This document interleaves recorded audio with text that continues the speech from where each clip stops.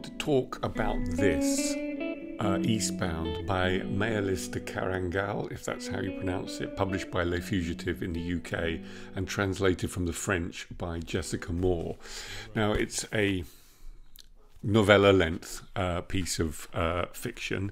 Initially a short story that I think was then, it's not entirely clear, it was then developed into a radio piece, and then further to a novella, which is what we have here.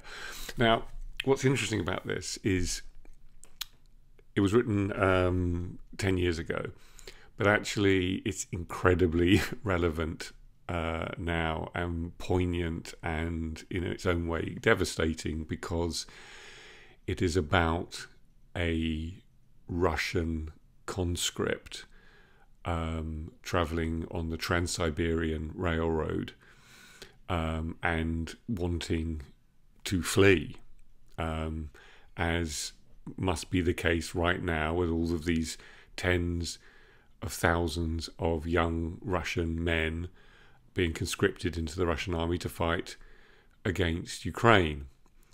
So when one reads it, which wouldn't have been the case when it came out, we feel that we are inside the desperation that is being felt right now across that country and all of those tens of thousands of young Russian men. So in that sense, it's almost a kind of, it's incredibly relevant, but almost a kind of necessity to read, I think, especially as right now Russia is the enemy, and we mustn't forget that actually members of the army, especially conscripts, are just told what to do. The enemy is not, in fact, the army. The enemy is those in control. So that's that. So that's that bit over with. Now, in execution terms, it is one of the finest pieces of medium form writing I've read. I've never read anything by this writer before, but I will.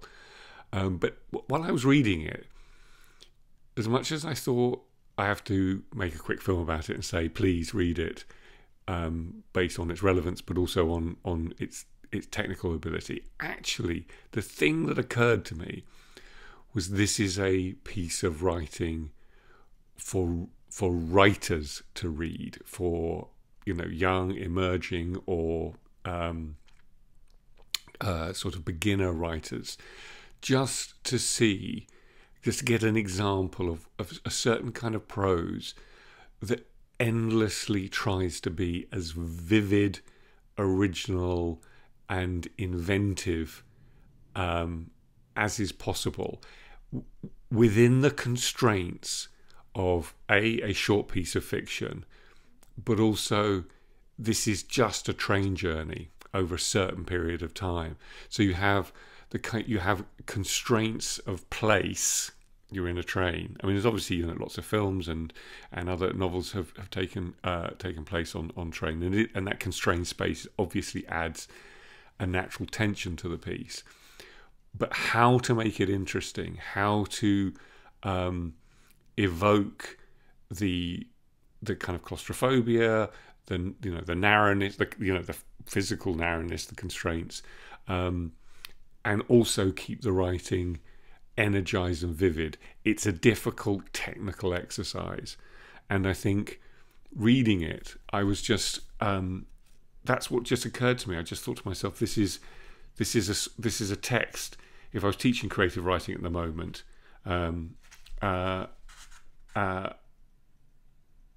this is a text I would give and basically say, read it, make notes, see what she's doing, and it's so. I mean, it's obviously brilliantly translated as well. One must always remember that if one has this kind of response to a work in translation, and you don't read at all the original language, it's very hard to know. But what you can be certain is the translation is very fine if one is having these reactions.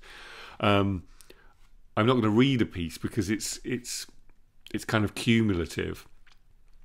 but it's just a great work of the imagination that seems to be nested in a very singular human emotion, which is a young man saying, I'm not going to be a part of this. And